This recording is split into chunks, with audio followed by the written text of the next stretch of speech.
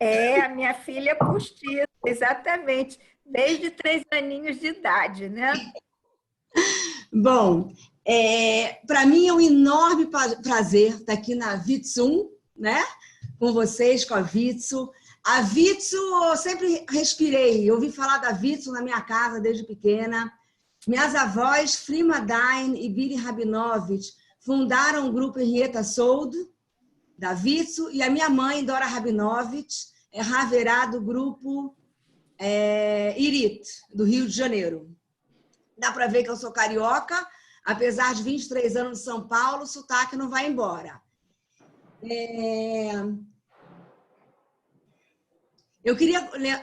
Na verdade, quando eu falei com a Nelly, muitas lembranças me vieram à cabeça.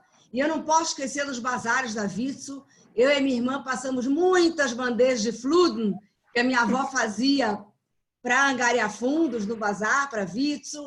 Eu participei do grupo juvenil, que foi criado na casa Ana Marlene Starek. Todo domingo a gente ia e a gente fazia artesanatos. Tivemos uma mesa no bazar.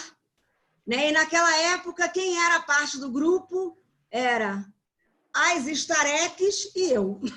Então, esse era o nosso grupo juvenil. No bazar deram uma mesa, as Caverotas ajudaram a gente, e foi muito bacana poder participar.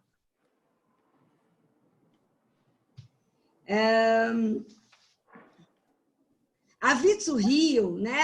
Vocês sabem melhor do que eu, ela foi fundada em 1926, somente 6 anos depois da Vitsu Mundial, que foi fundada em 1920 na Inglaterra. Logo depois em São Paulo, nos anos 30, e nos centros e em Porto Alegre, nos anos 40, especificamente em 1946. Pelo que eu pesquisei, 3 cidades brasileiras têm centro Vitsu. Então, a Vitsu está bem difundida aqui no Brasil. Muitas organizações de benemerência foram fundadas por mulheres, como está escrito. Bishut Nashim Sitkaniot, Avoteinu Nigalum Mitzrayim. Graças às mulheres justas, às mulheres boas, os nossos antepassados foram libertados e foram salvos do Egito. A força das mulheres se vê presente em diversas instituições judaicas, nas instituições comunitárias, como Frum Faraim, né, as damas israelitas, e ela se vê presente, a Sociedade das Damas Israelitas, tanto no sul do Brasil, como no norte, como em São Paulo, como no Rio de Janeiro. Então, eu vou dar uma breve, eu vou falar um pouquinho de Brasil e depois a gente foca um pouquinho mais no Rio e em São Paulo. Hoje a gente vai falar um pouquinho da imigração do século XX. Só que não tem como falar de século XX sem falar de quando os judeus chegaram. Porque, na verdade, os judeus chegaram com Cabral, nas caravelas de Cabral, em 1500. Fugindo da Inquisição portuguesa e espanhola, chegam no Brasil sob o nome de cristãos novos. Chegando no Brasil, né, após a conversão forçada, os judeus eles ajudam em todo o desenvolvimento econômico do Brasil, participando da exportação do pau-brasil, do ciclo do açúcar, da cana-de-açúcar, ciclo do ouro em Minas Gerais e, posteriormente, o ciclo da borracha.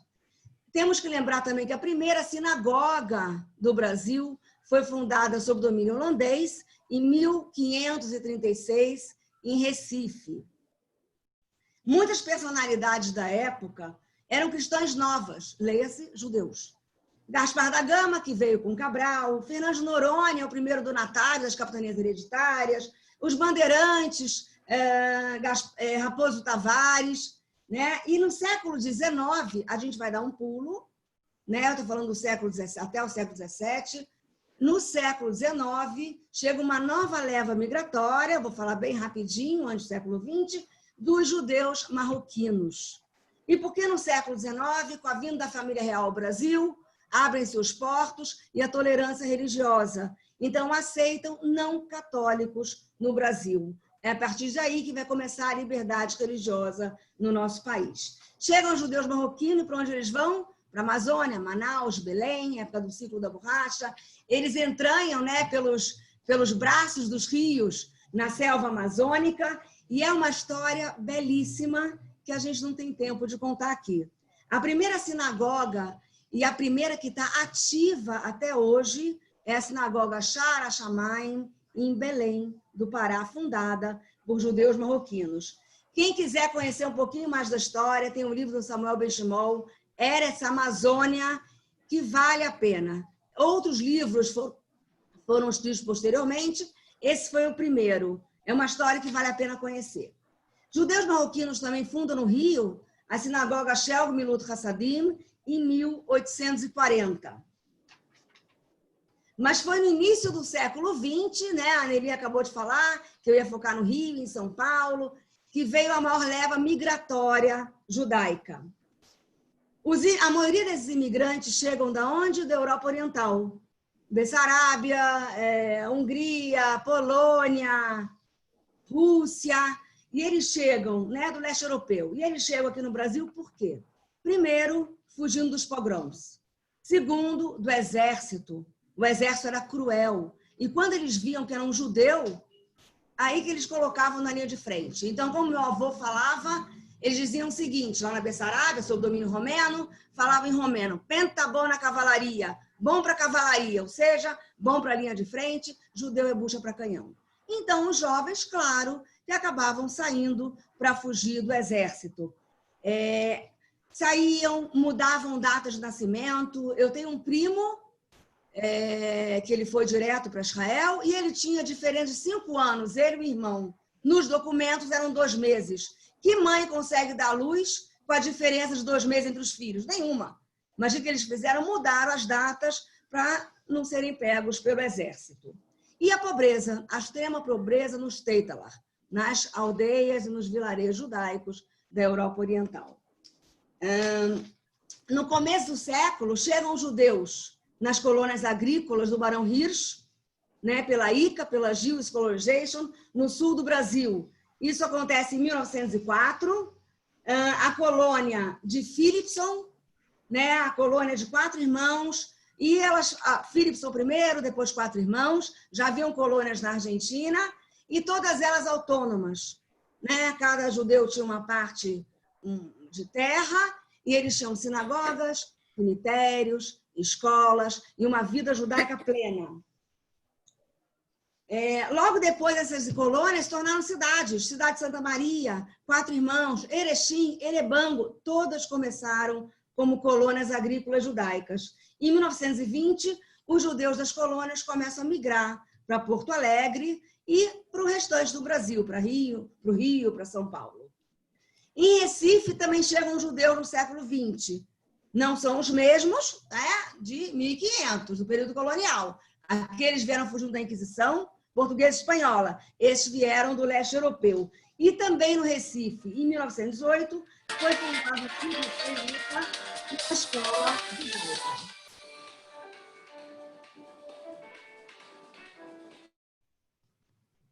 judaica. As grandes levas, né, se concentram no século XX no eixo Rio-São Paulo. Não por acaso temos famílias, né, que uma parte está no Rio, uma parte em São Paulo, isso aconteceu com a minha família também.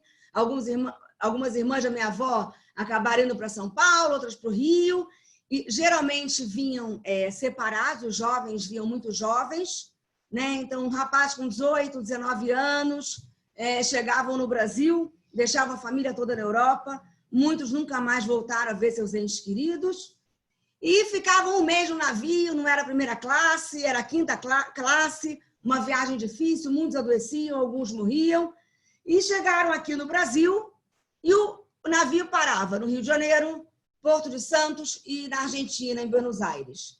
Então, como é que eles escolhiam onde descer? Alguns vinham com carta de chamada, precisavam de uma carta de chamada. Alguns tinham parentes. Outros tinham um conhecido lá do Estado que parou no Rio de Janeiro.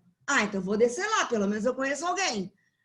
Outro resolveu descer em Santos. Ou então eles fizeram amigos no navio, chamados de Brüderschaft, né? E resolveram, quer saber? Vamos junto. Pelo menos a gente vai para um lugar estranho, mas nós vamos estar juntos. E assim eles resolviam aonde eles iam descer, sem saber, sem ter a menor ideia para onde eles estavam indo. Alguns, né, como eu falei, tinham conhecidos, iam para casa de conhecidos, dos Teitlo, ou algum parente, outros procuravam a sinagoga, muitas sinagogas, né, no chão de muitas sinagogas, imigrantes dormiram, porque não tinham para onde ir, e depois a comunidade foi se organizando com as instituições comunitárias, né, procurando o básico, um lugar para dormir, alimento, né, como eles poderiam comer, trabalho para os imigrantes. Essas instituições, né, elas foram fundadas para ajudar na absorção. A ESRA, por exemplo, uma sociedade de ajuda ao pobre aqui em São Paulo. A Sociedade das Damas Israelitas, como eu já falei, ela tem em vários lugares do Brasil, tem no Sul, tem no Rio, tem em São Paulo. Né? Ela também se preocupava com a absorção desses imigrantes, se preocupavam com as crianças. Aí foi fundado o Lar das Crianças e as instituições começaram a ser fundadas. As escolas começaram a ser fundadas. Né? Então, o que a gente percebe? Que foram esses imigrantes que fizeram a base da comunidade judaica no Brasil, a base institucional da comunidade judaica no Brasil. Depois, se melhorou bastante, né? Mas se fez pouco em relação ao que os imigrantes fizeram, porque eles chegaram e não tinha nada. Hoje, graças a Deus, nós temos tudo. Eu sou neta de imigrantes. Quando eu nasci, a comunidade estava formada. A gente tinha tudo já. Sinagogas, escolas, instituições de benemerência, tudo. Né? Então, graças aos imigrantes, isso a gente tem que agradecer e pensar como eles conseguiam, né? Eles tinham que pensar em trabalhar, em se sustentar, mas eles pensavam na comunidade. Né? Aquele princípio de Kol Israel, Arevim Zelazé, somos todos responsáveis um pelos outros. Eu falei. Meu roteirinho aqui, minha colinha do lado. Bom, além das escolas, sinagogas, uma coisa interessante falar é que nas escolas tinham sinagogas, na maioria das escolas, e hoje não é diferente. Né? Eles se preocupavam com o pilar da educação judaica. E os 3 pilares são a casa, a sinagoga e a escola. Outras instituições foram se formando também em Nata Tzedek, né, em São Paulo, em Porto Alegre, instituições de ajuda, né, ajuda médica, né, para os imigrantes. Posteriormente, foram fundados hospitais, né, o Hospital Albert Einstein, aqui em São Paulo, que está entre os melhores da América Latina. No Rio de Janeiro, o Hospital Albert Sabin também foi fundado. Em Recife, a Relief, que seria a mesma coisa que a Policlínica. Né? Então, cada comunidade começa a se estruturar e a se organizar. Bibliotecas foram criadas, clubes. Então, temos no Rio a Hebraica, o Monte, o CIB, o Clube da Barra é um clube jovem. Em São Paulo, Hebraica, o Maccabi, primeiro em Tremembé, depois na Angélica, em Higienópolis. Aliás, eu esqueci de parabenizar as Haverot de São Paulo pela nova sede, né? Que agora eles estão na Angélica. Parabéns. Falei instituição, me lembrei. Bom, Teatro Ídis, tanto no Rio e em São Paulo, Teatro Ídis, aqui em São Paulo, tinha a Casa do Povo, Lar dos Velhos, dos Idosos, também foi fundado o Lar dos Velhos, lembra Kadish? Cemitérios, não haviam cemitérios judaicos. Se a gente pega o final do século XIX, a gente tem o Museu de o Memorial de Vassouras, né? Onde estão enterrados os judeus marroquinos, mas não era um cemitério judaico. Então, assim, um dos primeiros cemitérios judaicos foi em Belém. Aliás, ali está enterrado um rabino, né? Esqueci o nome. Moval. Ele está enterrado, e esse rabino, por algum motivo, se tornou um santo milagreiro para os não-judeus, que até hoje veneram e vão no seu túmulo. Em São Paulo, o Cemitério da Consolação, tinha uma ala onde judeus eram enterrados. Não existia um cemitério judaico, então existia a necessidade de se criar um cemitério judaico. No Rio de Janeiro, o cemitério de Vila Rosalia, o Velho e o Novo, Vilar dos Teles. São Paulo, o cemitério de Imbu, e depois do Butantã. Então, foram as necessidades da comunidade. Tinha um coral também, né? Existiam grupos, então o judeu chegava e tinha a sinagoga dos húngaros, sinagoga dos alemães. O povo é um só, mas o rito é diferente. Tinham grupos, né? Bessaraber Farband, Polis Farband, então eles se encontravam, que vieram do mesmo lugar. Então, tinham vários grupos e instituições no começo da comunidade. Não podemos esquecer também dos jornais, né? Jornais em Yiddish, né? Que era a língua falada pelos que chegaram no começo do século XX, e logo depois, jornais em português, programa de rádio, televisão. Nós temos uma gama muito grande de prensa judaica, né? Circulando hoje em dia. Aqui em São Paulo tem a Unibis, que foi a união, né, do ESRA, que era a Sociedade dos Pobres, do Lar das Crianças, das Damas Israelitas da Ofidas, que era uma sociedade de ajuda ao imigrante.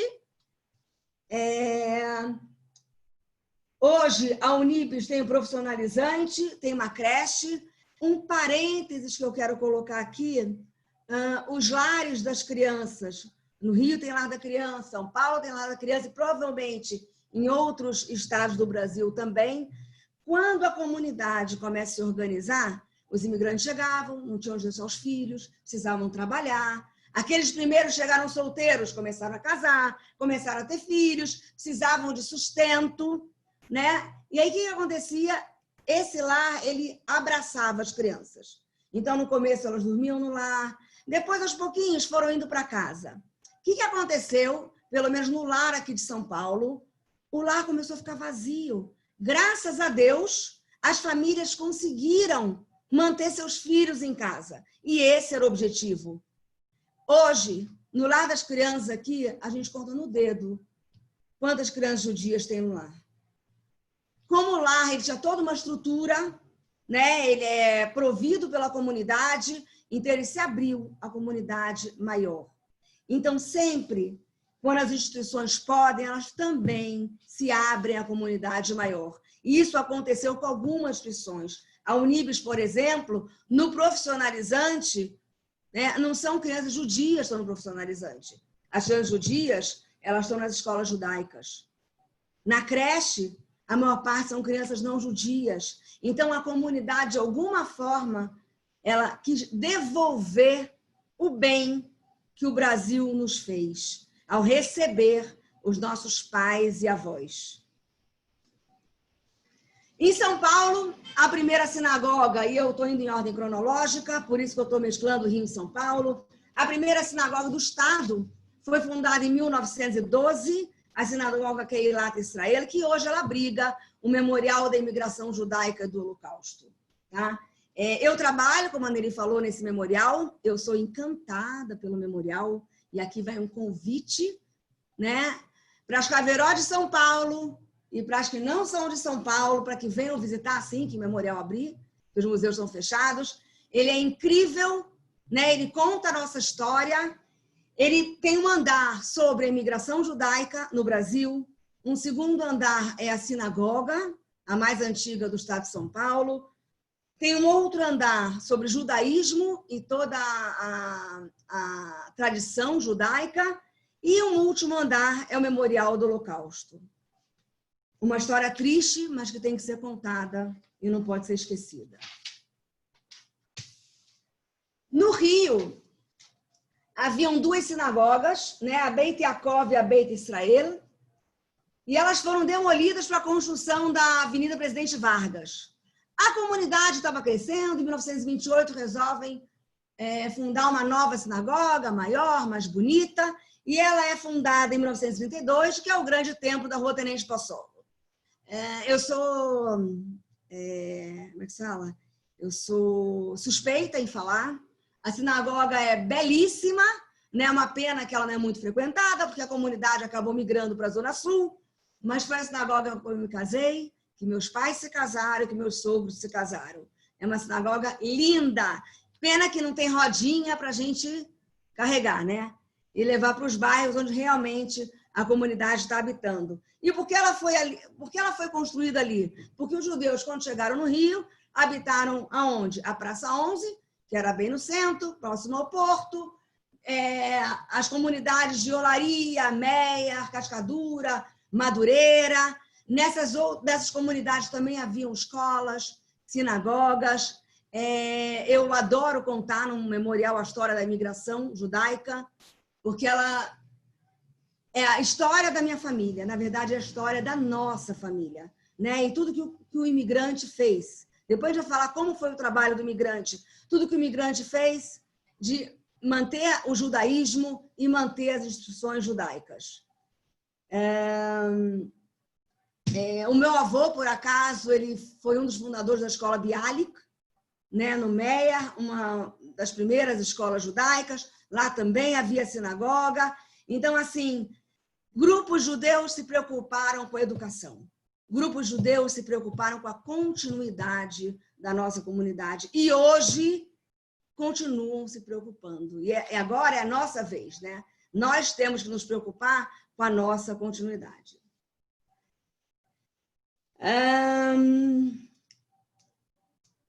Bom, entre as duas guerras foi o maior fluxo de imigrantes, continuaram chegando, a comunidade continuou crescendo, as escolas continuaram a ser fundadas. Eu ouvi uma vez, eu fiquei emocionada quando eu ouvi que uma escola em São Paulo, estavam construindo a escola em 1946, no pós-guerra, e para receber as crianças estavam chegando, e quando eu perguntei aí como é que foi o começo, e aí uma pessoa falou assim, olha, eu lembro quando bateram na casa do meu pai e perguntaram para ele, quantos tijolos você pode dar para essa escola?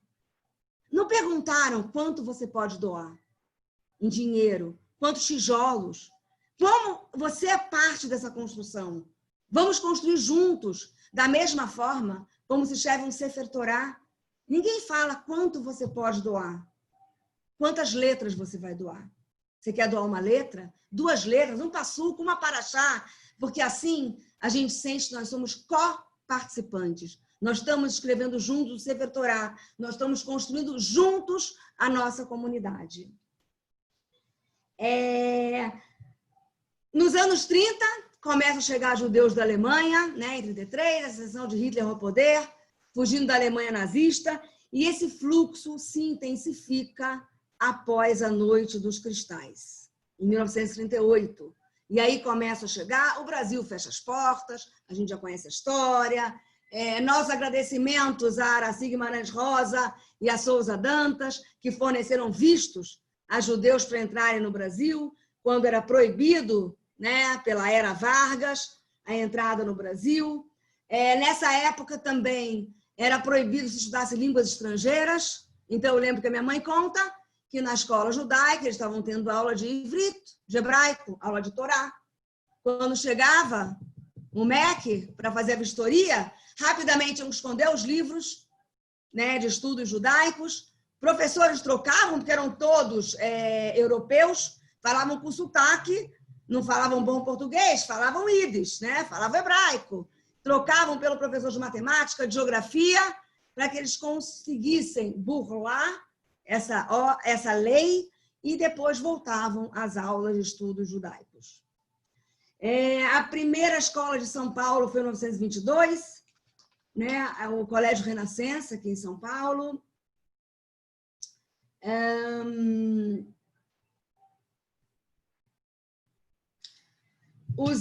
Depois os cristais chegam, tem um break na imigração, e aí começa a chegar novamente judeus depois da guerra. Detalhe, o Brasil só, as circulares secretas que foram emitidas, né, e mandadas para os diplomatas fora do Brasil, principalmente para a Alemanha, elas pararam de circular e só permitiram a entrada no Brasil em 47, 48. Então, eu estou falando de um período de quase 10 anos de fronteiras fechadas. Após o Holocausto, as comunidades começam a se organizar novamente, né? Já estavam mais ou menos estruturadas, já tinham instituições de benemerência, mas elas começam a estudar novamente para receber os novos imigrantes. Nos anos 50 e 60, chegam judeus do Oriente Médio, Síria, Líbano.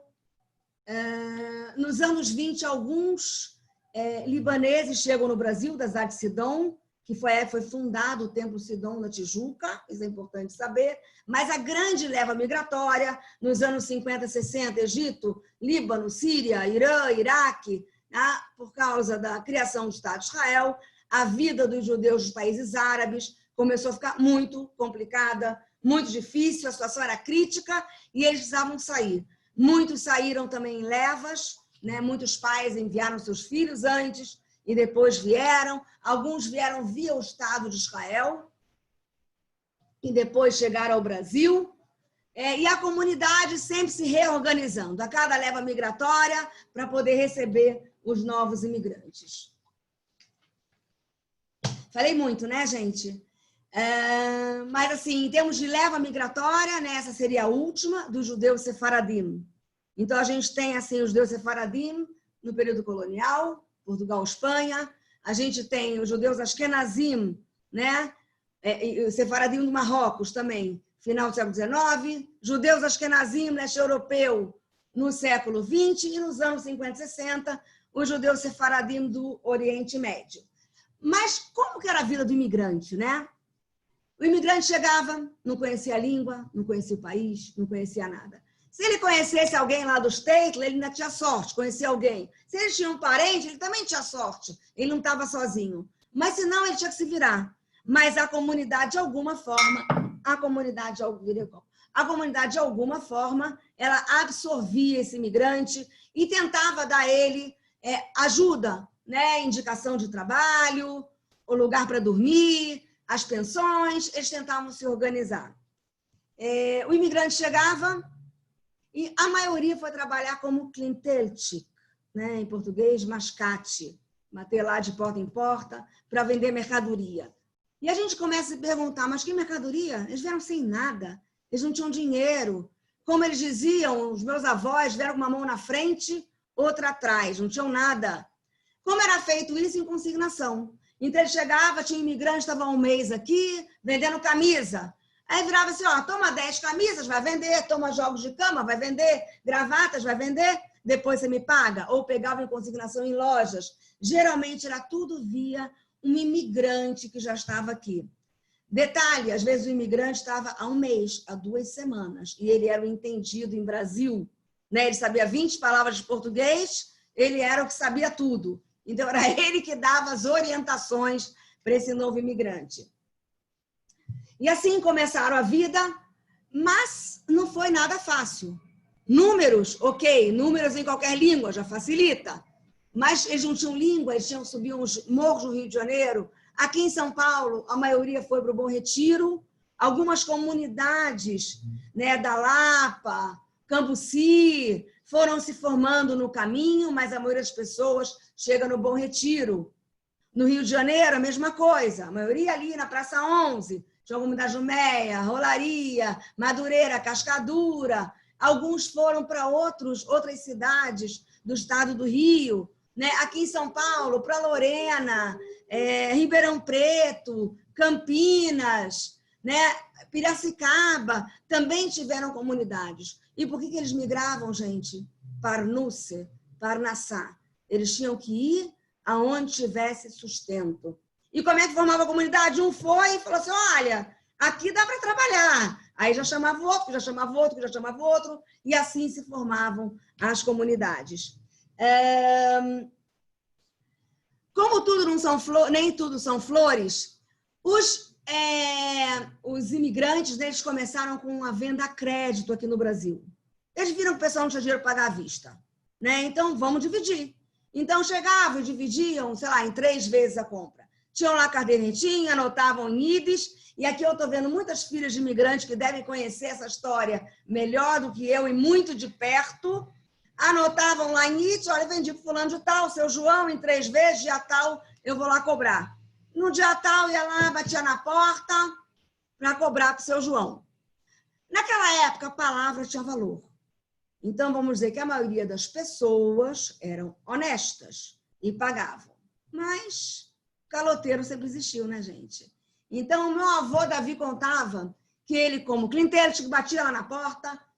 E aí, no dia combinado, ele foi visitar o cliente para cobrar, né, a prestação. atende um menininho e ele fala assim, oi, tudo bem? Tudo. Cadê seu pai? Ah, só um minuto. E aí ele escuta o menino gritando, pai, é o gringo da prestação. Não é uma palavra muito interessante, mas é o estrangeiro que veio cobrar, né? É o gringo da prestação. Meu avô está lá esperando, e cadê o pai que não aparece? Daqui a pouco volta o menino. E aí ele fala assim, e cadê teu pai? Aí ele fala assim, olha, meu pai mandou dizer que ele não está em casa.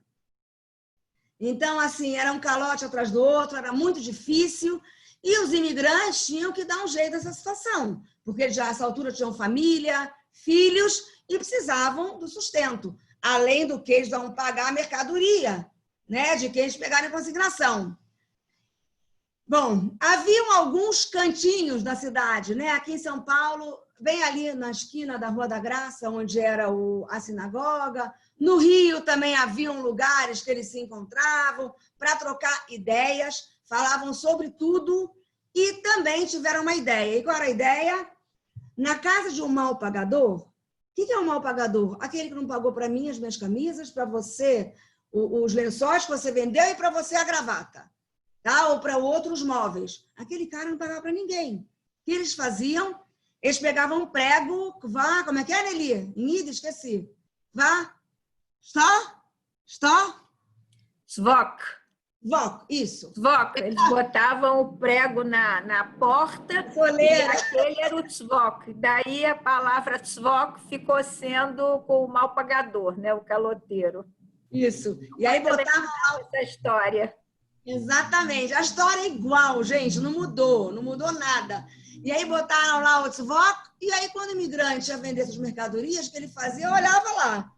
Tem o preguinho, ele já ia para outra casa e nem oferecia, porque ele sabia que ele ia levar calote, que ele não ia receber.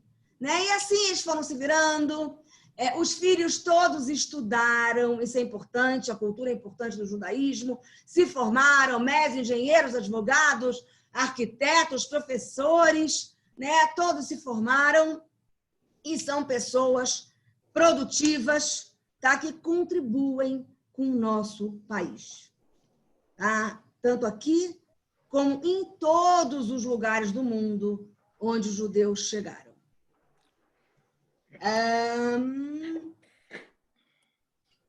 Isso já contei. Bom,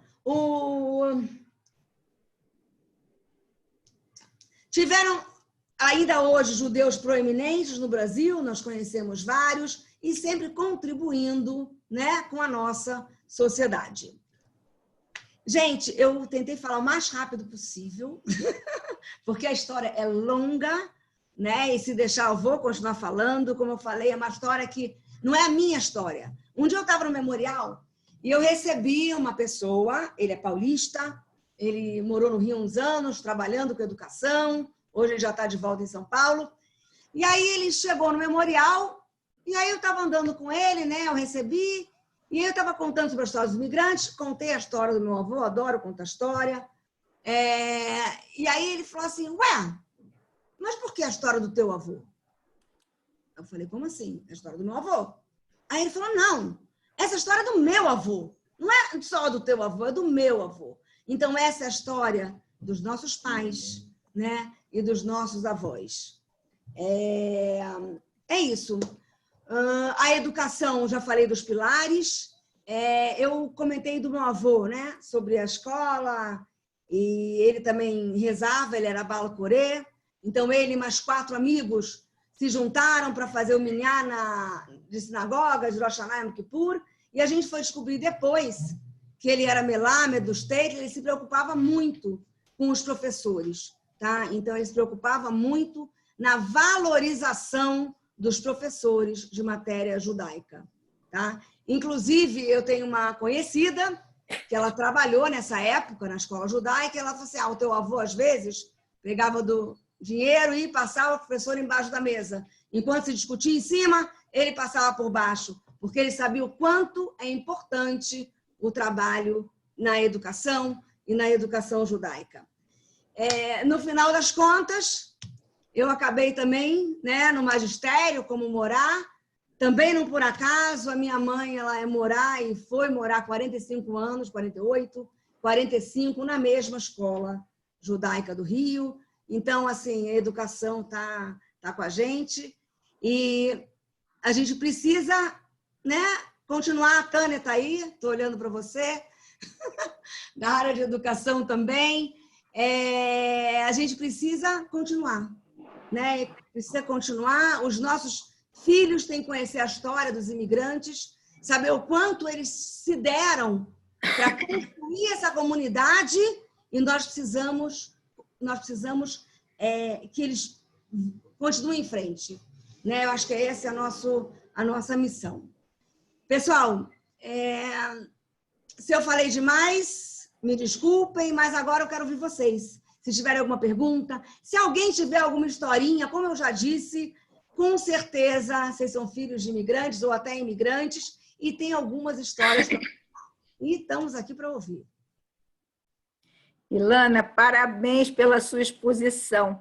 Obrigada. A gente fica escutando, e é o que você disse, a história do seu avô é a mesma história do meu pai, deve ser a mesma história do pai de muita gente aqui, dos avós. Eu lembro, a minha mãe chegou aqui em 1920, junto com a família dela, com a mãe, o pai, os irmãos, e a minha avó foi uma das fundadoras do Frauenverein. E eu me lembro dela contando que quando chegavam novos imigrantes, eles moravam numa casinha pequenininha lá na Praça 11, né? Era um pouquinho, era tudo apertadinho, mas quando chegavam mais imigrantes, eles recebiam na casa deles até que esses novos imigrantes pudessem se acomodar. E isso era uma prática comum, né? Era uma prática comum, quer dizer, quem já estava aqui ajudava, quem já estava aqui emprestava uma mercadoria ou dava uma mercadoria em consignação para o novo que estava chegando, para o novo poder trabalhar. E essa comunidade foi que fez realmente a base do que temos hoje, né? E uma coisa que você falou também, que é muito verdade, os nossos pais talvez não tiveram oportunidade de estudar como aqui, né? Meus pais estudaram, minha mãe até estudou bastante, fez contabilidade, mas não era normal na época mulher estudar. E para eles a gente podia não ter dinheiro para luxo nenhum, para comida diferente, mas o que a gente queria estudar, sempre os nossos pais arrumavam um jeito.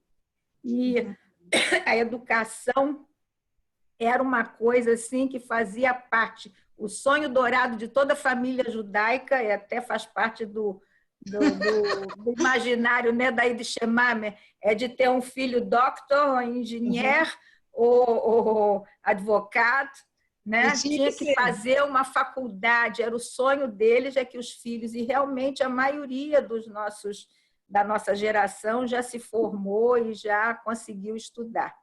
Agora eu queria dar a palavra a quem quiser ou contar uma historinha ou perguntar alguma coisa, por favor. Escreve aí no chat ou levanta a mãozinha para a gente saber quem é que a Dani vai dar a palavra.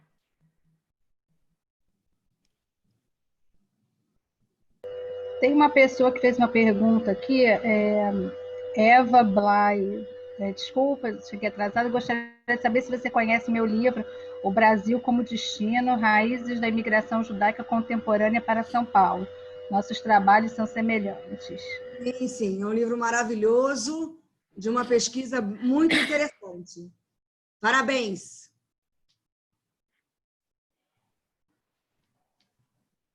Tem um depoimento aqui da Suzana dizendo que o avô materno era de Cascadura e realmente dentro de porta em porta, como você disse. É aquilo que eu falei, né? A história se repete, isso é a história de muitos da mesma comunidade. Então, se é de Cascadura, provavelmente conheceu os meus avós e a minha mãe, família Dain. Né? Que a Cascadura ligada à comunidade de Madureira também.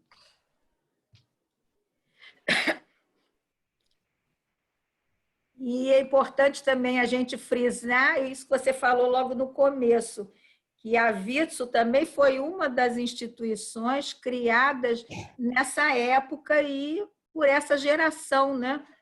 1926, e depois se expande, aqui no Rio de Janeiro, depois se expandiu para o resto do Brasil, e hoje nós temos essa organização maravilhosa, grande, do jeito que é, mas que começou pequenininha lá atrás, nessa época, né? Não só a Vitso, mas a maioria das instituições que nós temos hoje.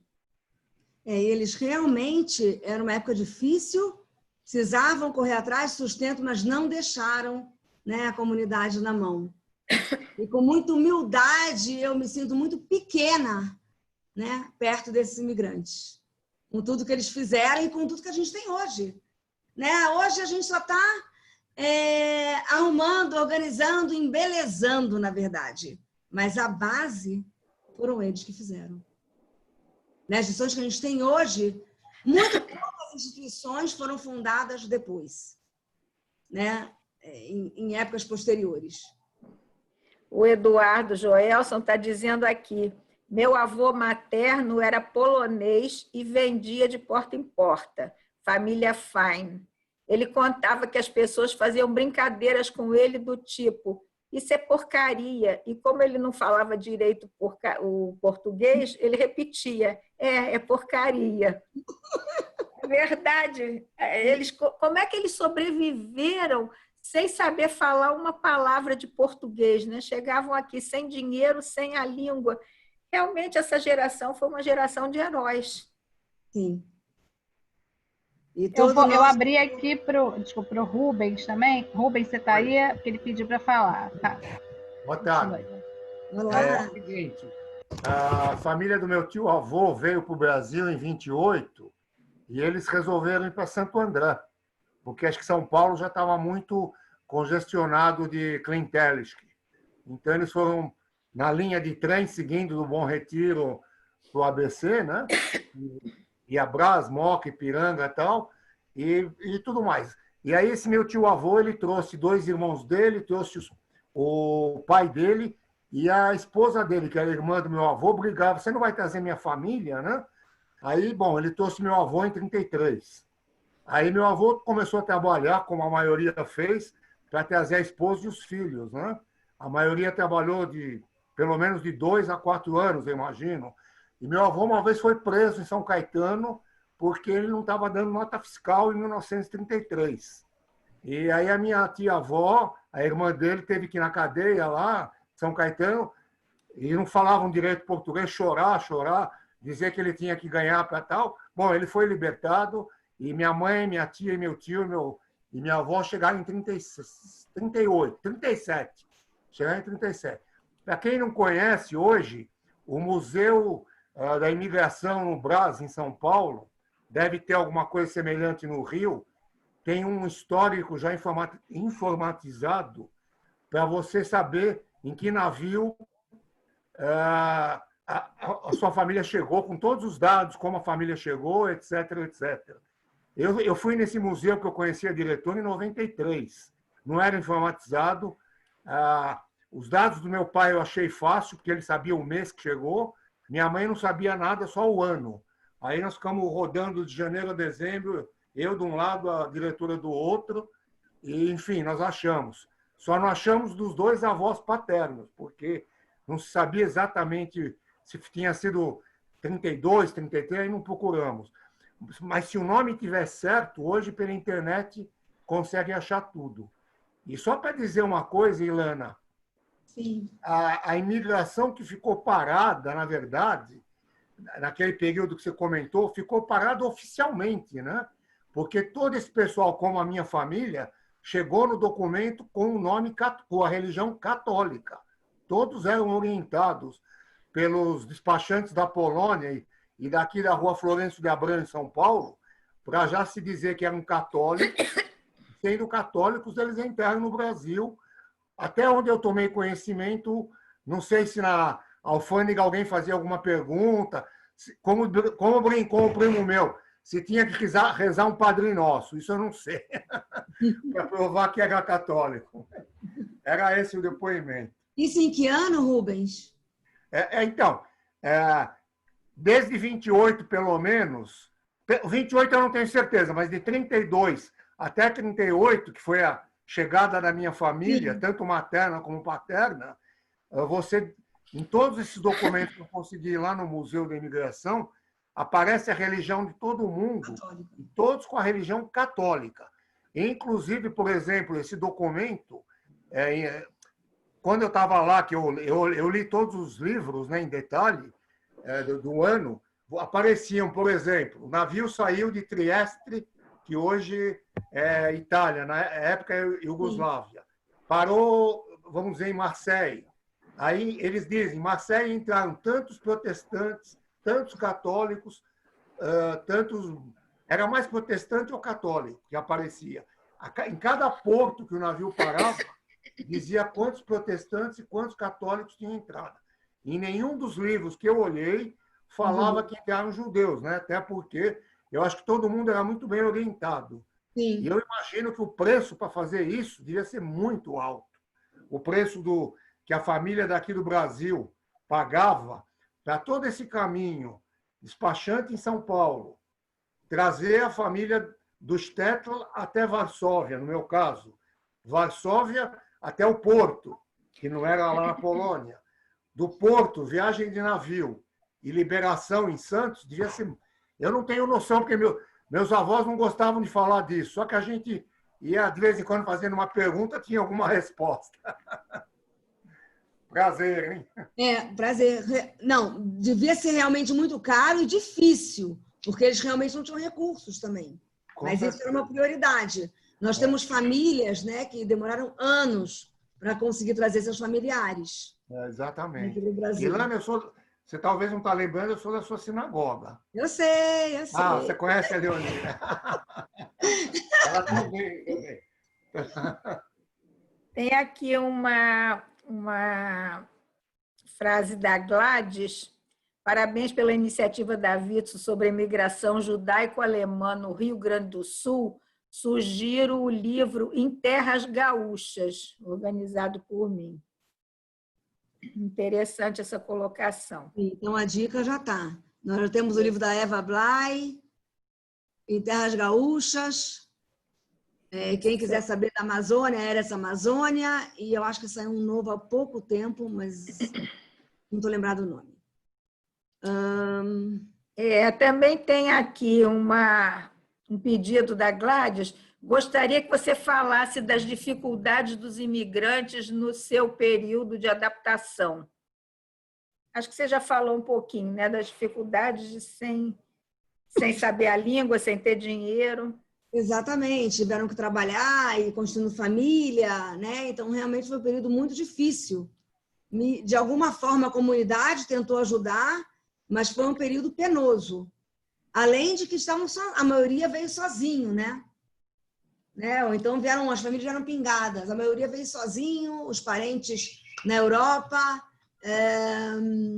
As cartas, né, demoravam 2, 3 meses para chegar. Tem até uma história daqui de São Paulo. Eu não comentei sobre a cooperativa de crédito, né? Anos mais tarde, teve uma cooperativa ajudando e dando crédito aos imigrantes. Então, a gente vê que os clientes conseguiram comprar um pequeno negócio. Aqui em São Paulo, Rua José Paulino, a maioria das lojas eram de judeus. No Rio de Janeiro, no Saara, ali na região da Alfândega, né? Também judeus e árabes, lado a lado, também conseguiram, com o tempo, se organizar. Mas a vida era difícil. E quanto às cartas, tem uma história que tinha um bar chamado Bar do Jacó, aqui no Zé Paulino, não existe mais. E esse bar, os imigrantes se encontravam, falavam em ídios, né? Era onde podiam conversar, trocar uma ideia, beber alguma coisa. E aí, na verdade, esse bar ele se tornou o remetente das cartas. Como o imigrante, às vezes, ia para outra cidade, né? Atrás de sustento, de trabalho, então ele podia mandar uma carta para os pais e quando essa carta voltasse, não tinha mais ninguém no endereço, era uma outra pessoa. Então, o remetente era o Bar do Jacó. E ele ia ali receber o quê? A notícia das famílias. Então, assim, foi um período penoso, mas estamos aqui, né? e graças a ele estamos todos aqui. Uma outra colocação aqui interessante, a Cláudia Altschuler, ela diz assim, que interessante é que eu não vi imigrantes judeus analfabetos. Comprovei isso em diversos prontuários de estrangeiro que vi no Arquivo Nacional. A Cláudia trabalha com o Arquivo Nacional fazendo essas pesquisas. Sim. E ela não viu imigrantes judeus analfabetos. Realmente, o meu pai falava, eles não podiam frequentar a escola da Rússia, a escola pública, o judeu era proibido, mas eles iam para o Heider, né? Eles aprendiam a escrever em Yiddish. Então, sim, pelo menos o Yiddish eles sabiam escrever, ler e escrever. E para o judeu ser analfabeto, eu acho que era uma vergonha assim, muito grande. Ele podia não ter altos estudos, mas pelo menos ler e escrever eles sabiam, né? E muitos começaram a ler na Torá, né? Estudar na Torá, exatamente. Exatamente, no estudo da Torá, no Heider, como você falou. Isso é interessante, né? O quanto a cultura, né, é tão intrínseca, né? No judaísmo, se a gente pega a Idade Média, a nobreza, né? O clero e a nobreza eram alfabetizados. O povão não sabia ler e escrever, era analfabeto. Um bando de analfabetos. Os judeus, sim, eram alfabetizados. Por isso que na Idade Média, na época das disputas religiosas entre a igreja, né, e todas as acusações contra os judeus, proibiam que se tivesse uma Bíblia em casa. Por quê? Porque os judeus sabiam ler. Os judeus conheciam a Bíblia. E numa disputa na rua, com certeza eles teriam argumentos, enquanto o povão não. Né? Então, assim, os judeus realmente eles eram alfabetizados. Seja na língua do país, ou em Yiddish, ou em hebraico, né? no Heider. E a Cláudia falou do arquivo histórico, Rubens... Arquivo Nacional. O Arquivo Nacional. Isso, Rubens comentou sobre os navios. No Arquivo Nacional tem todo esse material, né? Dos navios chegaram. Eu fui lá uma vez, dei vários dados e não consegui encontrar. Acho que vou ter que voltar lá de novo. Inclusive, na atualização dos meus avós, nem isso eles encontraram. Eu acho que a minha busca vai ter que continuar, né? Vai ter que... vou ter que voltar. Mas, assim, mais alguma história? O Rubens está complementando aqui um comentário que teve judeus que vieram da Europa e tinham passagem de navio para Montevidéu ou Buenos Aires. Mas eles não aguentavam a viagem, aí chegavam aqui no Rio, em Santos, eles já saltavam, ou então até em Salvador, Fortaleza, eles saltavam no meio do caminho. Porque a viagem era penosa, era difícil, eles estavam lá no porão do navio, eles estavam em primeira classe, a viagem era muito difícil, muitos adoeciam. E tem uma historinha, até conversando com a Nelly, agora eu vou contar, posso? Pode. Eu sei qual é, mas pode. É uma coisa interessante, né? Os judeus, a gente falou que eles chegavam, procuravam os imigrantes que ajudavam, a comunidade realmente se ajudava, tá? Um ajudava o outro, né? Isso realmente acontecia. Inclusive nas lojas, você ia e comprava na loja de um imigrante judeu, você ia no médico judeu, no dentista judeu, e de alguma forma a comunidade se ajudava. Mas quando os primeiros chegaram e começaram a trabalhar como clientele e pegaram as mercadorias, né, em consignação, muitos rapazes chegavam. Quem estava aqui não conhecia quem era, mas aí como é que tá, como é que não tá? E aí alguém perguntou assim, vocês conhecem o fulano? Quem é o fulano? De que família é o fulano? Eu conheço essa família do meu Statel. Você pode entregar, pode botar ele para trabalhar com você, que é tudo gente boa e honesta. Ou seja, é o que a gente sempre escutou desde criança, né? A gente tem que ter um Gitenumen, né? Um bom nome de uma pessoa boa, de uma boa família. E aí as portas se abrem. Então, numa das conversas que a gente teve, né, trocando uma ideia, foi isso que a Nelly me contou. Falou assim, ele é da família Meniuk? Fica tranquilo que eu conheço essa família. Né? Isso realmente acontecia porque tinham várias pessoas, né, dos Teitala, de vários vilarejos, e acabavam se conhecendo a família, né, o nome da família. A Nete diz o seguinte, tem um filme um pouco mais antigo da Sandra Kogut, O Passaporte Húngaro, em que ela conta a história da vinda do avô, que também vale a pena. Outra dica aqui, fica mais um livro, um filme para vocês verem. Mauro Cohen diz, meus avós vieram de Sfat, tanto meus avós por parte do pai quanto de mãe, e coincide muito com a história que escutei nessa brilhante palestra. Sou médico e moro aqui em Três Corações, no sul de Minas, o que tem muito contribuído para manter o judaísmo, além de colocar o tefilim desde os 13 anos. Agora eu estou com 53. Foi a revista Morachá. Agradeço imensamente esse envio. Excelente a Morachá. Ô, Mauro, eu queria dizer a você que um dos meus tios foi para Três Corações, morou em Três Corações, quando chegou ao Brasil. O meu pai veio sozinho, cada um dos irmãos vinha sozinho, quando os pais dele juntavam um dinheirinho para comprar passagem, né? Aí mandavam um filho. Passavam uns 2, 3 anos, juntavam outro dinheirinho para comprar outra passagem, vinha outro filho. E cada um deles foi para uma cidade do sul de Minas. Meu pai foi para Caxambu e um dos meus tios foi para Três Corações. Coincidência, eu nunca tinha visto ninguém que morasse em Três Corações. Viu? Encontrou. Encontrei.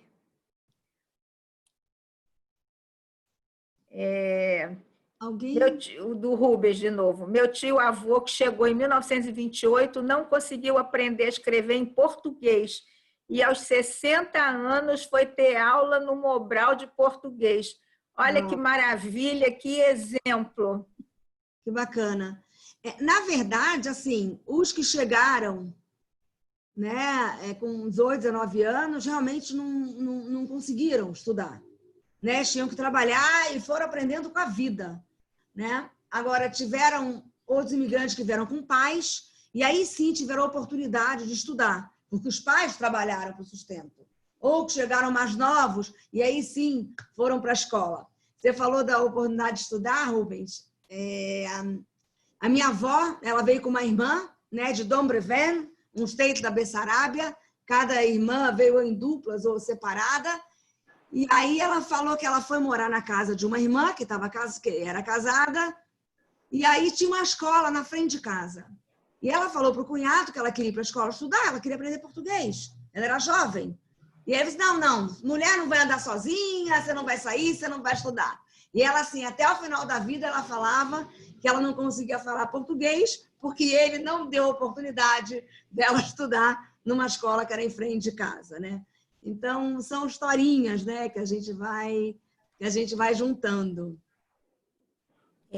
A Silene queria falar umas palavras. Sim. Não, são umas palavras também, porque eu também sou filha de Klinteutic, neta de Klinteutic. Fiz muito cartão na minha juventude, porque meu pai ficou doente, e a minha avó foi trabalhar no lugar dele para cobrar os clientes que ainda restaram, antes deles terem uma loja, e a minha avó não sabia nem ler, nem escrever em português. Mas pelo desenho dos caracteres, ela sabia exatamente quem era o cliente, o dia que estava no dia dele de passar lá para receber no Meier, e ela ia lá direitinho fazer aquela cobrança. O nome desses patrícios, Ilana, só para enriquecer teu discurso, que está excepcional, maravilhoso, são os Landsmann. Esse é meu Landsmann, ele é meu patrício, por ele eu boto a mão no fogo. Essa experiência que você contou, que eles abrigavam, acho que foi a Nelly que contou, a casa dos meus avós, na rua Benedito Hipólito, no coração da Praça 11, era já um apartamento, no terceiro andar de um prédio de escadas, mas era um apartamento. E ali, então, eram muitos 3 quartos, isso era uma mansão para uma família com um filho único. E a minha avó recebia em cada quarto as famílias que iam chegando até eles se fincarem no país do novo. A minha outra avó, que veio da Bessarábia, nunca tinha visto um negro, nunca tinha visto uma banana na vida.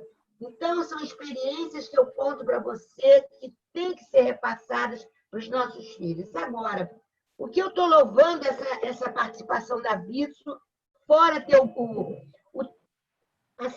tchan de chamar você, porque realmente o teu gostinho, o teu tam é diferente, é mais saboroso, porque conta com muita alegria essa história que é maravilhosa. É do papel da Vitsu de trazer pessoas do Brasil todo para esse encontro e de trazer na mente, na nossa mente, para nós levarmos aos mais jovens como as gerações que se passaram cuidaram das escolas, dos cemitérios, dos hospitais, dos clubes, e nós, pouco a pouco, estamos deixando esvair, não estamos dando valor a essa herança maravilhosa. Então, esse point que está marcado hoje da Vitsu, que se iniciou com uma palestra maravilhosa também sobre os judeus do Recife, e que hoje se estende um pouquinho a mais, e que a gente pretende ampliar, ele tem esse critério também de lembrar a nossa responsabilidade e de lembrar você, Raverá da Vitsu, ou que seja amiga da Vitsu, parceira dos nossos projetos, da tua responsabilidade em fazer a juventude zelar por esse pedaço que foi trazido por os nossos antepassados. Um outro ponto também é que trabalhos como os da Vitsu, que visam o bem-estar da sociedade em Israel, eles são muito questionados pelas novas gerações. E essa palestra que a Ilana está nos dando demonstra que nós sempre fizemos e sempre haveremos de fazer em prol das comunidades onde vivemos. As novas gerações questionam muito, vocês só trabalham para Israel? Não. Eu acho que o universo judaico, de uma forma ou de outra, ele trabalha para onde ele está, para onde ele vive, no sentido da solidariedade, não só para o seu irmão judeu, mas também para o ambiente onde ele está se instalando e propagando esse ideal. Então, é isso. A gente está vendo hoje aqui gente de todo o país, gente do Brasil todo. Eu acho que tem uma pessoa até em Israel acompanhando, se não me engano, a não ser que ele esteja aqui no Brasil. É o Marcos, Iranana. Está em Iranana. E eu acho que o trabalho da Vitsu, o trabalho das instituições é esse. Quantas pessoas os nossos pais não empregaram, os nossos avós não empregaram. Então, é uma parada para a gente entender que nós fazemos muito, sempre fizemos pelo Brasil, e fazemos por outros países onde vivemos. Quem dera que os outros países todos fizessem pelo povo judeu uma terça parte do que fazemos por eles todos. Eu queria prosseguir, porque outras pessoas têm outras perguntas. Um grande abraço, estou adorando. Pode fazer número 2, capítulo 3, episódio 20. Obrigada, Silvina. Adorei o que você falou, e é isso mesmo. A gente, como comunidade, nós temos responsabilidades uns pelos outros. E responsabilidade com o Estado de Israel também. A Ana Júlia, lá de Natal, está dizendo aqui: meu avô veio aos 16 anos no porão do navio, tanto que o nome dele nem constava no nome dos passageiros, que foi publicado na imprensa local. Uau! E o Marcos Gilbran, cadê ele aqui? Que está em Iranana, é isso? Iranana, está vendo você, lá já passa de meia-noite. Olha que beleza, que vontade de te ver, Ilana.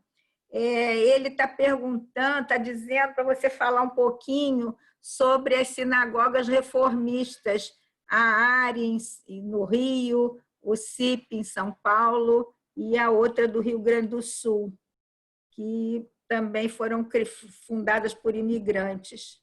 Sim, também foram fundadas por imigrantes. Eu não vou falar sobre linha religiosa, tá? Algumas foram fundadas por imigrantes que vieram da Alemanha, né? A ARI, né? A CIP também tem, num segundo momento, que já tinham sinagogas mais liberais, né? Em alguns países da Europa já existiam sinagogas mais liberais, e elas também foram fundadas. Na verdade, eu citei aqui só as primeiras, não sei se elas foram fundadas antes das que eu havia citado, né? Mas são sinagogas, como todas as sinagogas, e essa diversidade é muito judaica, né? Essa diversidade religiosa e cultural, ela é muito judaica. O judaísmo, ele abraça a todos. Nosso coração é gigante, né? Para todo e qualquer tipo de diversidade. Desde que a gente enxergue, como todas, a unicidade divina. E aí está tudo certo. Não sei se eu respondi, Marcos. A ARI foi fundada depois da guerra, porque ela tem 70 e poucos anos, deve ter sido fundada beirando já os anos 50. E quem fundou a ARI? Quem eram os... Foram judeus alemães. Sim. E judeus realmente, alemães. Dr. Lemler, foram específicos. judeus alemães. A ARI tem toda a linha alemã. Sim, agora, sim. O Simbra, no Rio Grande do Sul, eu não sei. Também tem uma em Belo Horizonte. Eu realmente não sei quem fundou, mas são todas nessa linha mais moderna, mais liberal. Sim. O Otto gostaria de falar. Dani, você pode abrir aí o microfone do Otto?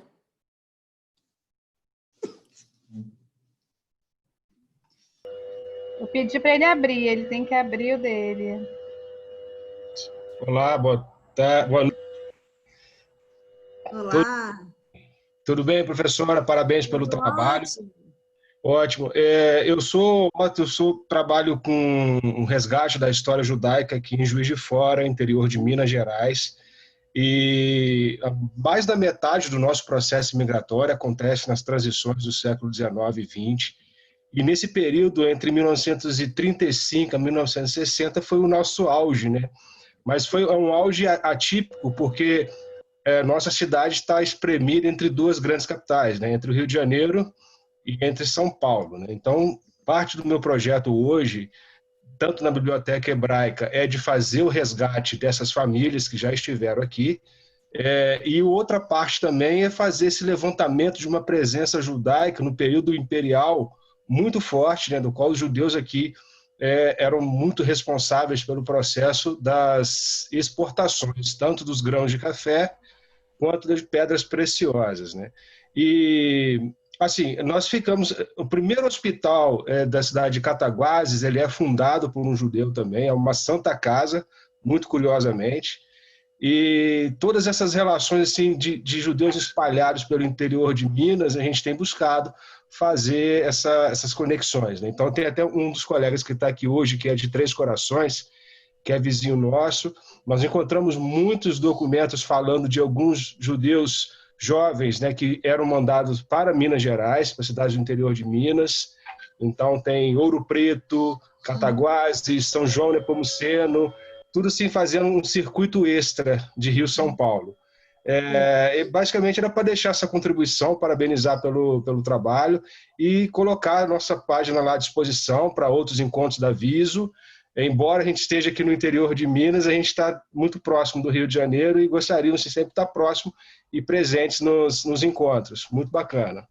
Que bacana. Você falou de uma comunidade em 35, é isso? Isso. Nós tivemos um auge em 35 a 65.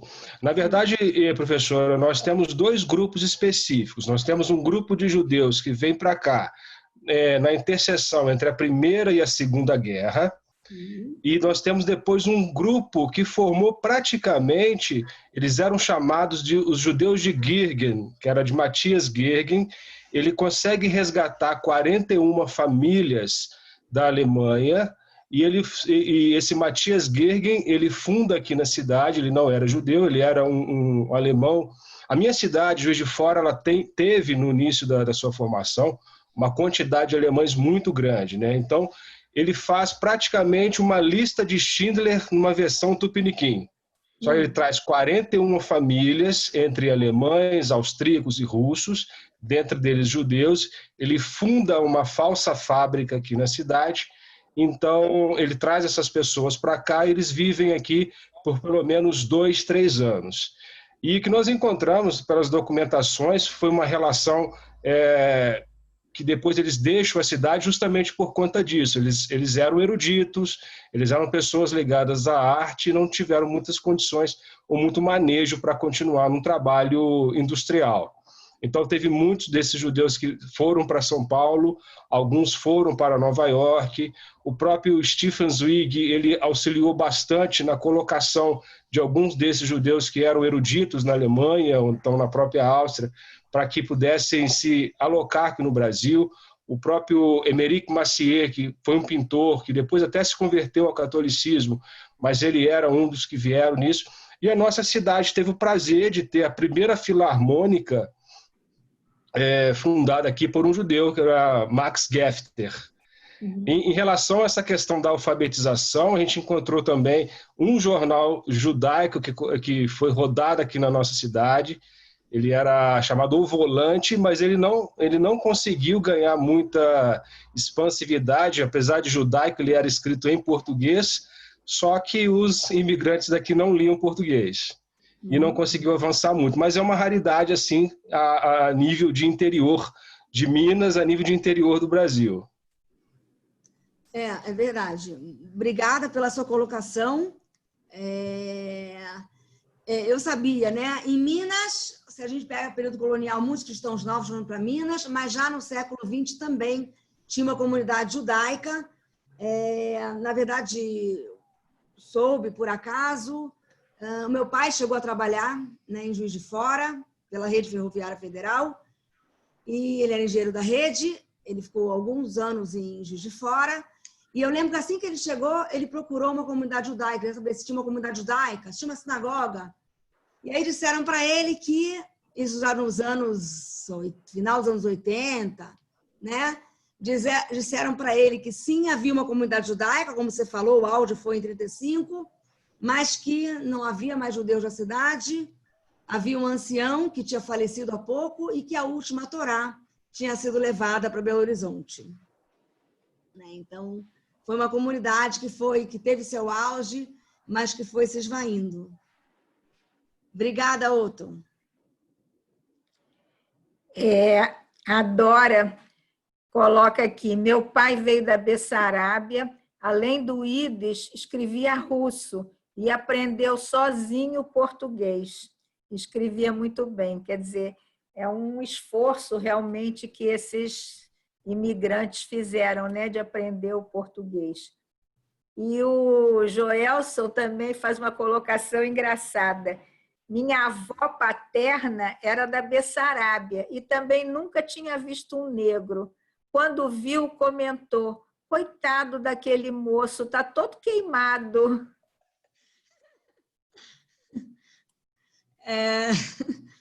Verdade. Obrigada, Marcos. O Marcos consultou. Então, a CIPA é de 36, Cibra de 36 e a área de 42. Então, foram posteriores a... A Vivian colocou aqui que a área é de 42, isso mesmo. Isso. Muito bacana. Primeira sinagoga, a Dora colocou, em Recife, sim. Foi fundada no período holandês, né, nos 24 anos que vieram no Brasil, sob domínio holandês, a Kahal Tzur Israel. Kahal Tzur Israel é um museu belíssimo, quem tiver a chance de visitar vale a pena. E aí tem muita história, Recife, Olinda, Engenho Camaragibe, Branca Dias, tem muita história sobre a Inquisição.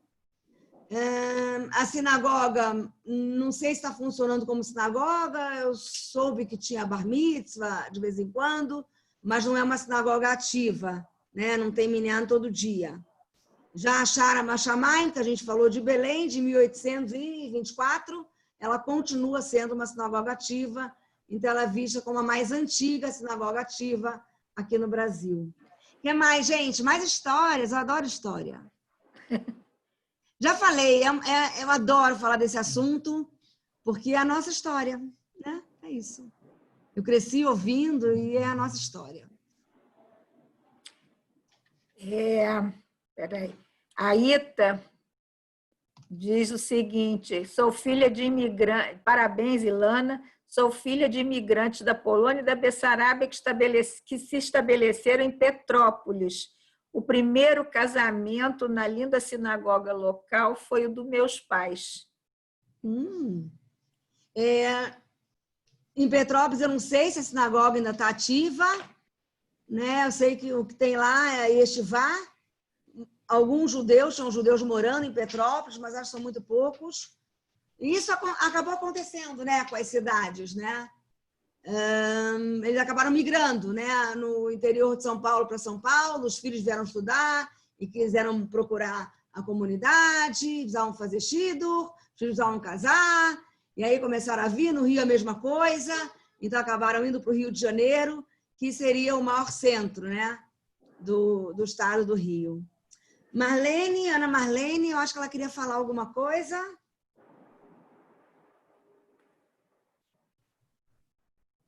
Ela estava por aqui. Ana, você tem que ativar teu som. Ela pediu para falar.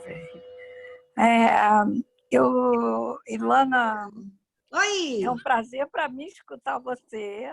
Ai, também te conheço bem pequenininha, de muitos anos, e gostei de ouvir sobre a Vitsu Jovem, que vocês fizeram muita coisa mesmo. Na sua casa, todo domingo. Na minha casa, é verdade. E eu fundei o grupo da tua mãe também. É verdade, o grupo que a tua Irita, mãe eu sei. pertence, fui eu que fundei. E está dentro do grupo a vivo, né? Eu sei disso. É verdade. E é um grupo que já tem mais de 30 anos. Muito mais. Eu tenho quase 40 até mais de anos. 40. É. Eu tô ficando velha. Não tem mais, não, mas eu acho que já tem uns 40. Deve estar chegando lá.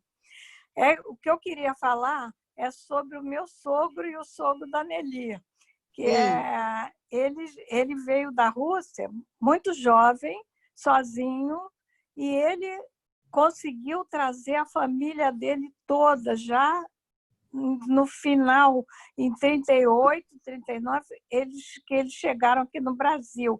Ele trouxe a mãe, os irmãos, uma cunhada que era viúva já, com os filhos, só que, de repente, nós soubemos, eu já sabia pela minha sogra, mas ela nunca queria dizer, a Maria Lúcia Tutti Carneiro escreveu um livro do antissemitismo na Era Vargas.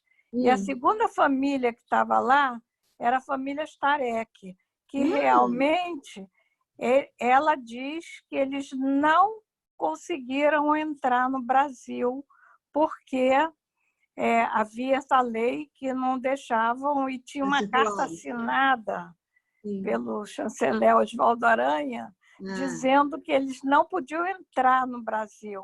Só que eles conseguiram entrar, sim.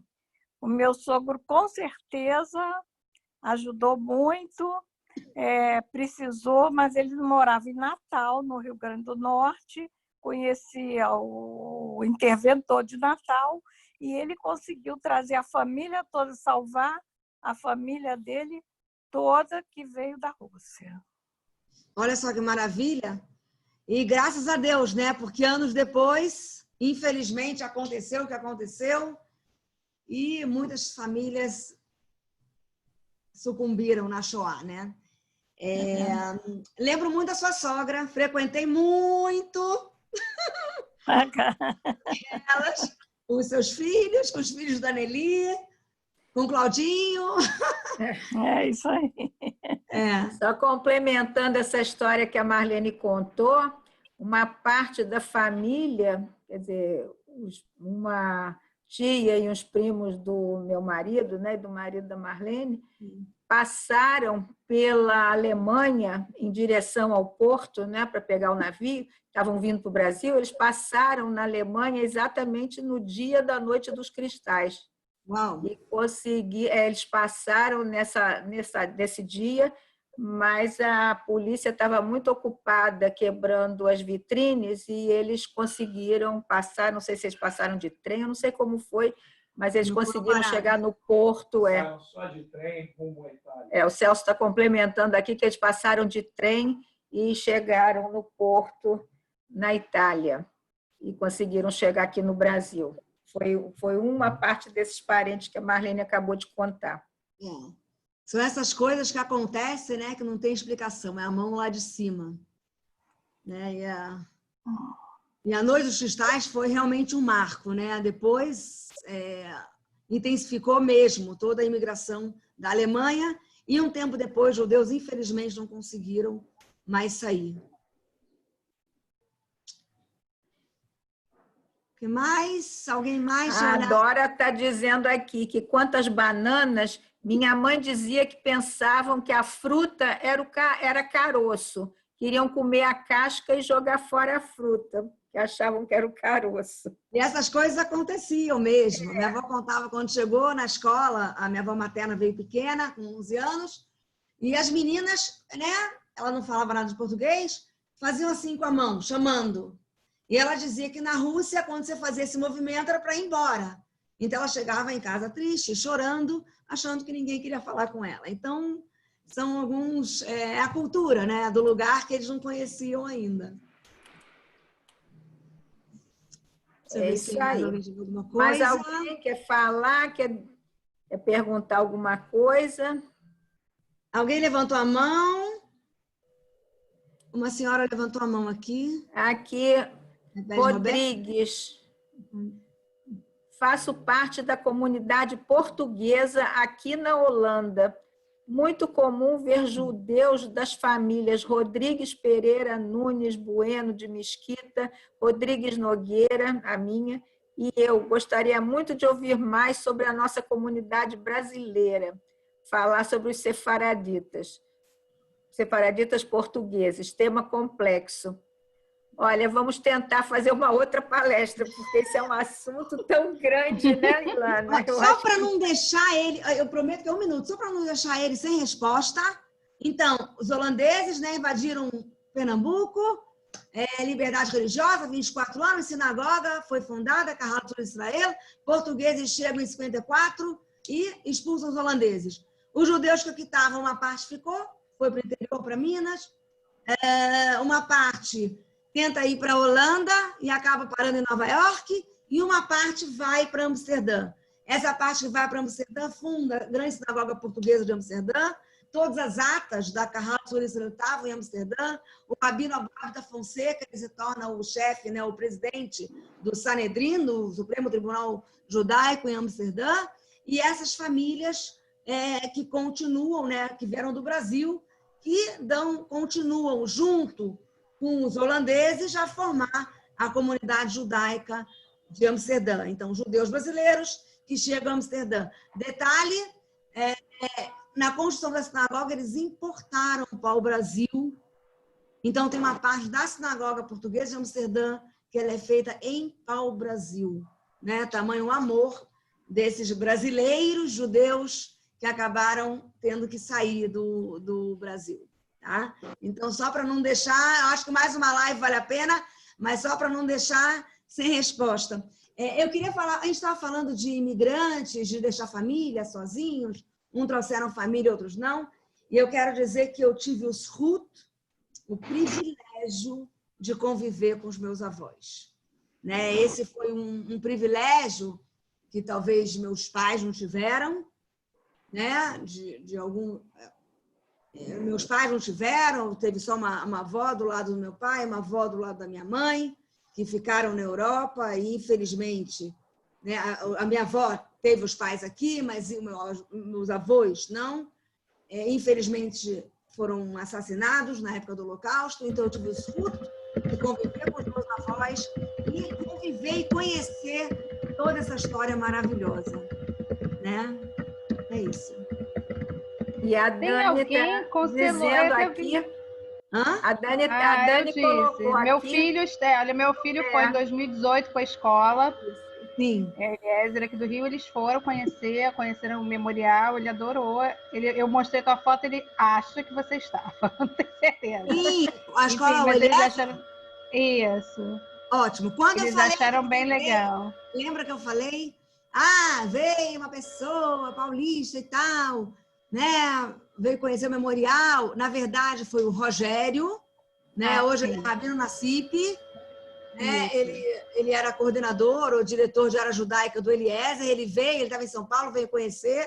Eu lembro que eu estava de saída, fiz questão de receber ele, e foi ele que falou para mim: por que o teu avô? Essa é a história do meu avô. E é isso. Essa legal. É a nossa história. Então, fui eu que recebi. Então, legal. Então, eles adoraram. Que bom, agora estamos esperando vocês. Quero ir sim. Assim que a gente puder ir. Tem alguma senhora com... O memorial precisa abrir, né, gente? Então, quando a gente puder ir, vamos. Olha, tem dois lugares.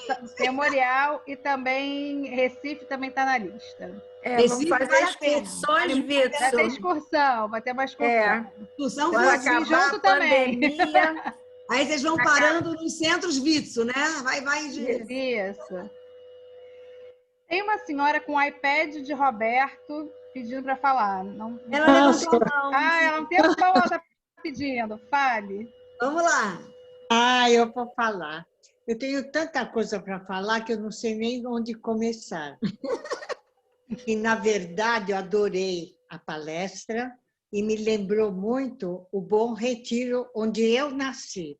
O meu pai veio com a minha mãe da Polônia, em 1930, por aí, e daí a verdade, a coisa maravilhosa que aconteceu na nossa coletividade era essa solidariedade que sempre houve entre os pobres que vieram da Europa. O Bom Retiro foi o ponto marcante desse lugar em que cada um vinha com uma mão na frente e outra atrás, e a solidariedade é que fazia com que tivesse continuidade. No Bom Retiro tinha o açougueiro kasher, tinha o rabino que vinha na casa matar galinha, e tinha toda uma história. O meu pai foi um fundador do Poilichen Farban, ele foi um fundador, e naquela época tinha os Besseraber e tinha os Poilichen. E tinha uma verdadeira briga entre os dois, porque queriam superar de alguma forma. Os Besseraber não aceitavam os poloneses, não aceitavam mesmo, e a maioria dos casamentos eram entre poloneses ou sefaradis. E eu acho que até hoje permanece essa coisa. Porém, o que aconteceu de maravilhoso, que a minha mãe era muito sionista, e a família dela morreu toda na guerra, do meu pai também, e minha mãe foi uma das fundadoras do Bom Retiro, da Vitsu. A Vitsu, eu faço parte da Vitsu 62 anos. E tenho o maior amor por Israel, e tudo que eu faço em função de Israel mesmo, através da Vitsu. E eu tenho um orgulho de ver vocês jovens dando continuidade, porque nós estamos realmente ainda com a cabeça boa, mas estamos com limitação física que muitas vezes não nos permitem fazer aquilo que a gente gostaria de fazer. Eu continuo fazendo, dando o melhor que eu posso, e minhas Haverot, da minha faixa de idade, que somos do grupo Hanasenes da Vitsu de São Paulo, trabalhamos, temos a Nava, que está indo muito bem como presidente, e todas as demais. E eu levo no coração muito a Marlene Starek, que eu conheço há muitos anos, e sou fã dela, número 1, porque ela realmente se doa totalmente. Conheci a Nelly, e a Nelly também é maravilhosa, e agora a Silene. Então, estamos assim em volta de mulheres de muito valor, que dão uma grande abertura para a sociedade maior, que a gente faz parte. A gente faz parte e se sente uma integrante judia, sionista, voltada para um trabalho comunitário maior, em que a gente tem que dar o máximo que a gente pode no nosso dia a dia. Agora, na pandemia, eu percebi que foi uma forma muito boa de a gente se conscientizar muito mais dos valores que a gente deixou de lado, que a gente pode estar usando agora, de leitura, de lembranças, de conhecimento.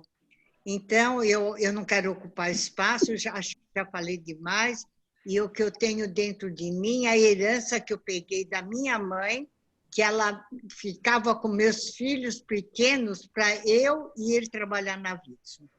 Ela queria que eu trabalhasse na Vitsu e assim foi a continuidade. E parabéns para você, jovem Lana, que está fazendo um trabalho maravilhoso.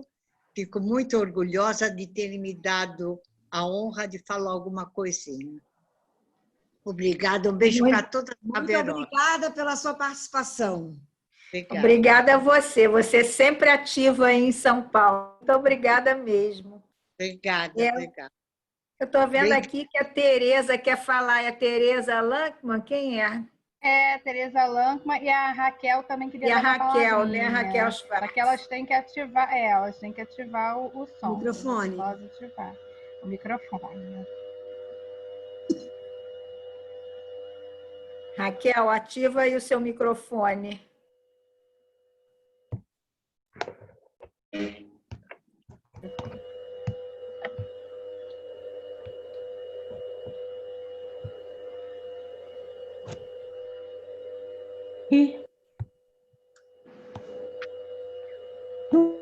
Não estou conseguindo. Já ativou. A gente está se ouvindo. Pode falar. Está me ouvindo? Estão me ouvindo? Bom, boa noite a todas. Ilana, maravilhosamente, descreveu tudo para a gente. Queria perguntar, em primeiro lugar, para você, se você tem família em Recife, Rabinovich. Não que eu saiba. Não que eu saiba. Eu tenho uma grande amiga. Tem algumas famílias Rabinovich, né? Então, assim, o meu avô tinha um irmão em Niterói, no Rio, ele no Rio. Pois é, travou aqui de novo. Tá vendo? Espera aí.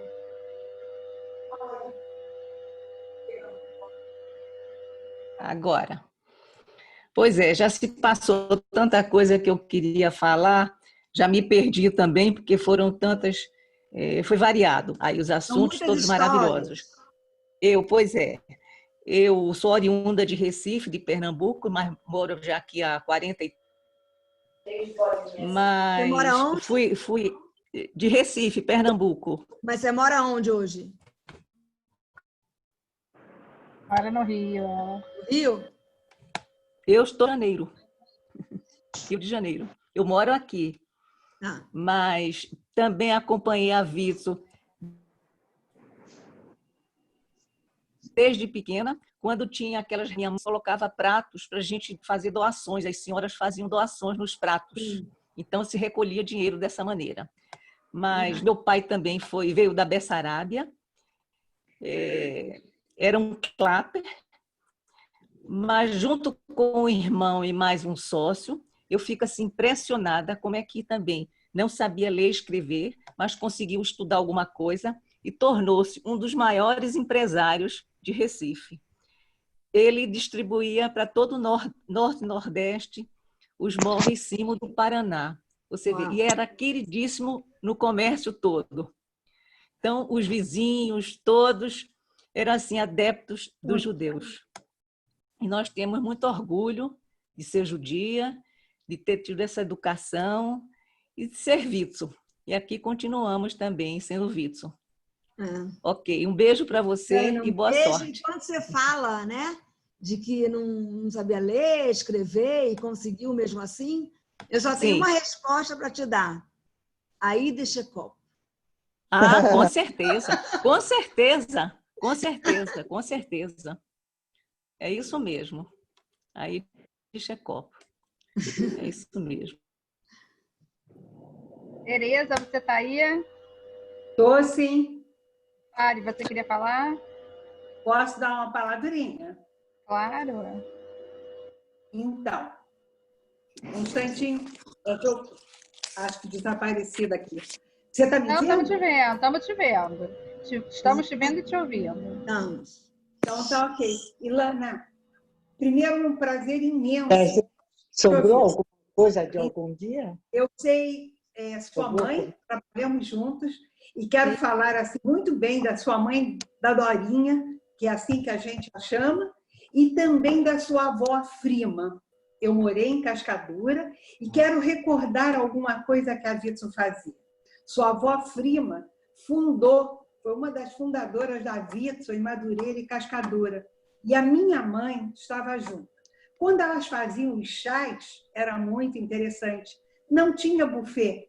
Então, me lembro da sua avó Frima, que na loja de guarda-chuvas, comprei muito guarda-chuva lá, pode ter certeza.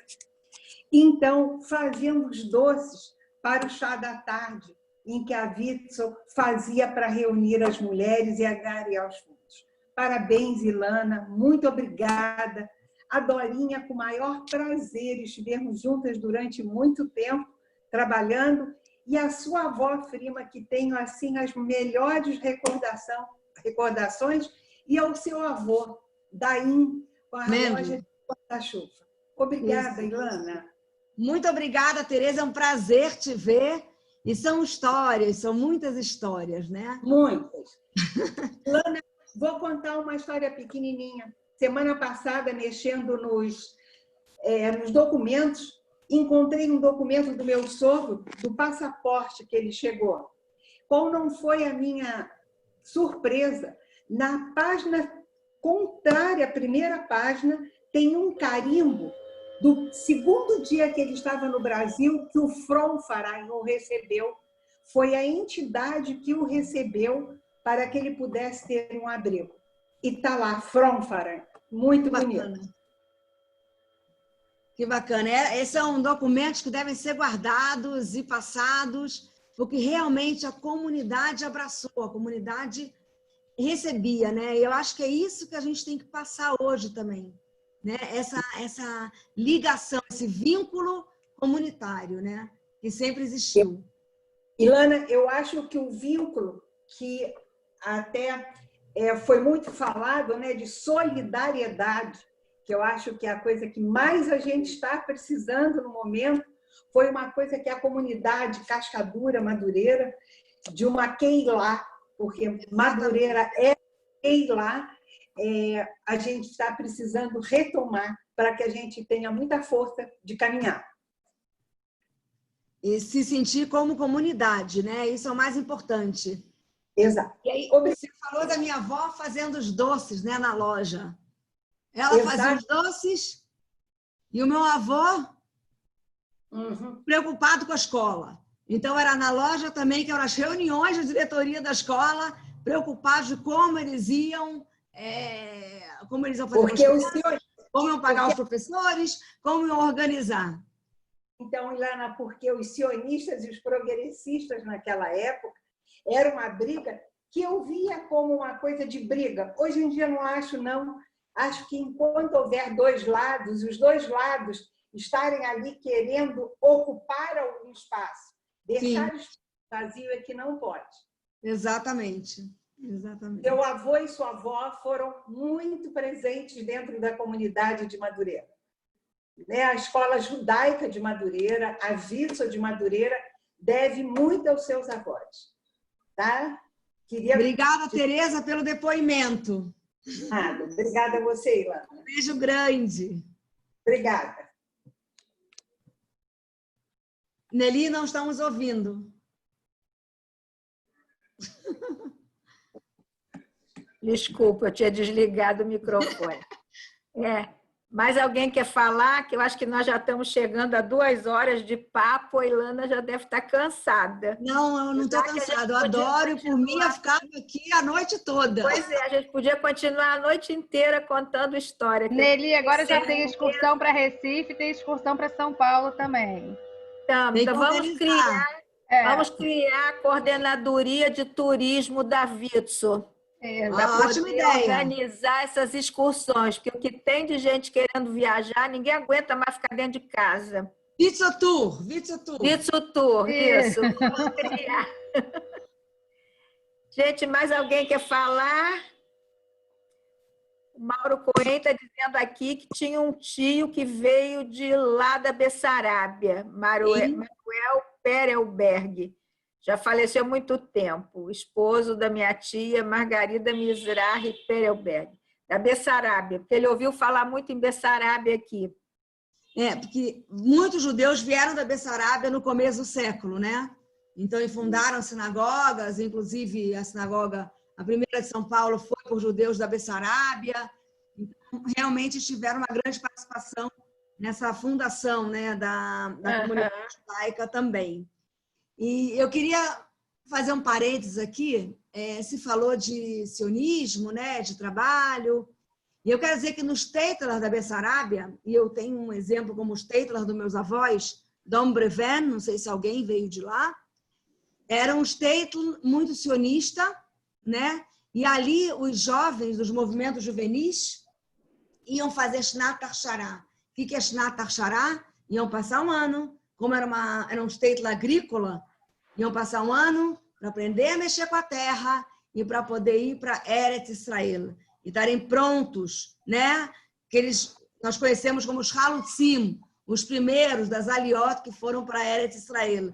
Então, os que vieram para cá também vieram com esse sentimento, né, em relação a Eretz Israel.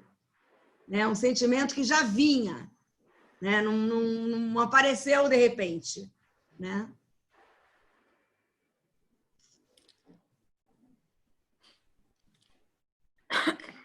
Rotim, também na Bessarábia, 1920. Quem falou? Cláudia.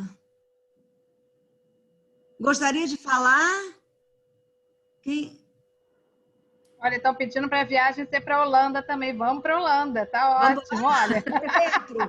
A gente vai fazer Holanda, Portugal, Holanda, depois todo mundo vai para Israel, tá ótimo. Eu tentei entrar uma vez ali, estava fechada, a grande sinagoga de Amsterdã. Estou dentro dessa. Na verdade, se a gente resolver fazer um tour, a gente vai ter que fazer a volta ao mundo, né? Volta ao mundo. Porque as comunidades judaicas estiverem em todos os cantos do mundo, como a gente fala em hebraico, Be'arba Katzvei Olam, nos 4 cantos do mundo, e sempre produzindo e trazendo coisas interessantes em todos os países que habitaram.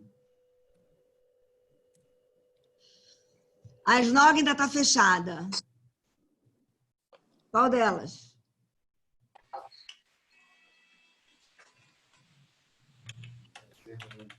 Da Holanda? Na verdade, assim, ela tem épocas fechadas e épocas abertas. O meu filho teve em... Meu avô falava Snoga mesmo. Hã? Snoga. Não, Snoga, assim, eles chamavam a sinagoga de Snoga. Isso já era chamado assim em Portugal, Espanha e aqui no Brasil também. Mas se ele se refere, quem falou, Moriá, se ela se refere à da Holanda, a grande sinagoga, ela sim, teve períodos muito fechada. Em janeiro, meu filho passou pela Holanda, eu falei, você tem que ir, você tem que ir, você tem que ir. Ele foi no Shabat, na sexta-feira à noite, não tinha muita gente, talvez porque a comunidade já não mora perto da grande sinagoga, assim como em São Paulo, já não mora, a maioria não mora perto da primeira sinagoga ou no Rio do Templo. Não tinha muita gente, mas ela estava aberta. Né? E aí eu fiz ele me contar tintim por tintim como era a grande sinagoga portuguesa de Amsterdã. E se ele viu o pau-brasil na Bimar. Ele sabia que era pau-brasil, eu não sei qual era a cor do pau-brasil. Dizem que é vermelho, né? Vamos lá, mas ele tinha que raspar. Mas é isso. O que mais? Bom, gente, eu queria agradecer muito a Ilana pela sua disponibilidade, pela sua desenvoltura aí em falar sobre esse assunto tão interessante para todos nós. Acho que todas nós tivemos muito muito prazer, né, em escutar a história dos nossos antepassados e podemos dar os nossos depoimentos. E, em nome da Vitsu Brasil, muito obrigada. E vamos ver se a gente consegue marcar uma próxima palestra sobre um outro assunto bacana, que envolva, que tem interesse para todos nós. E vamos pensar nessa Vitsu Tour, fazer os tours em todos os locais por onde passaram os judeus. Vai ser realmente uma volta ao mundo. Vai ser a volta ao mundo em 80 dias. Isso. Mas a gente pode começar pela volta ao Brasil, né? Visitando as comunidades judaicas aqui no Brasil. E depois a gente estende pelo mundo. Vamos começar a pensar nessa ideia. Nelly e a todas as Haverot, muito obrigada. Adorei estar com vocês. E eu estou sempre disponível para Vitsu. Muito obrigada mesmo. Um beijo grande. Obrigada, Ilana. Foi muito bom. Beijo em todas. E todos. Temos os todos. Aliás, meus avós contavam que no começo, né, nos bazares, não tinham pessoas que ajudavam a montar. Então, os maridos ajudavam, o bazar, o encontro de família, e eu brincava e falava, então não podia ser só Vitsu, tinha que ser Mitsu também, né? O Mens, que a família toda estava engajada em organizar os bazares, né? Então, um beijo em todas e em todos. Valeu. Beijo, gente. Tchau, tchau. Tchau, tchau. Boa noite a todos. Obrigada.